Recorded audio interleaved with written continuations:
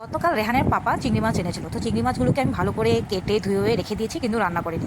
তো আজকে বলছে যে জোয়া ভোল দিয়ে চিংড়ি মাছের রেসিপি খাবে। তো চলো জোয়া ভোল দিয়ে আজকে চিংড়ি মাছের রেসিপিটা বানানো যাক। তো কীভাবে বানাচ্ছি চলো। আমি আগে থেকে কিন্তু পেঁয়াজটাকে কুচি করে ভালো করে ধুয়ে রেখে দিয়েছিলাম। সেই পেঁয়াজ কুচি গরম তেলের মধ্যে দিয়ে এবার লাল করে ভেজে নেব। এবার আমি আগের থেকে জোয়া ভোলগুলোকে লম্বা লম্বা করে কেটে চিকন চিকন করে কেটে আমি ভালো করে ধুয়ে নিয়েছিলাম। তোমাদের মর্জি, তোমরা যেভাবে কাটো, কিন্তু আমি এইভাবে করে লম্বা করে কেটে নিয়েছি। এই জোয়া ভোলগুলোকে দিয়ে এবার মশলাগুলো দিয়ে দিচ্ছি। এখানে বেশি কিছু মশলা ইউজ করবো না, জাস্ট হলুদের গুঁড়ো আর লাল লঙ্কার গুঁড়ো আর স্বাদ মতো লবণ দিয়ে দিলাম, আর ঝাল হিসাব করে কাঁচা লঙ্কা দিয়ে দিলাম। এবার ভালো করে মিশিয়ে দেবো। তো তোমরা বলো কে কে ভালোবাসো জোয়া ভোল দিয়ে চিংড়ি মাছ খেতে? আমার কিন্তু ভীষণ পছন্দ। তো ভালো করে দেখো মশলাগুলোর সাথে মিশিয়ে নিচ্ছি।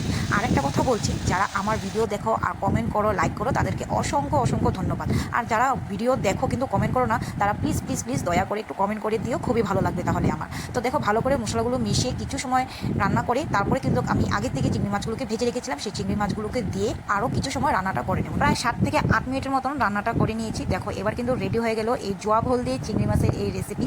তো তোমাদের কেমন হয়েছে রান্নাটা অবশ্যই কিন্তু কমেন্ট করে জানিয়ে দিও। আর কে কে চিংড়ি মাছ খেতে ভালোবাসো সেটা কিন্তু কমেন্ট করে জানিও, আমার কিন্তু খুব পছন্দ। তো এবার গরম গরম ভাতের সাথে সার্ভ করে দেবো।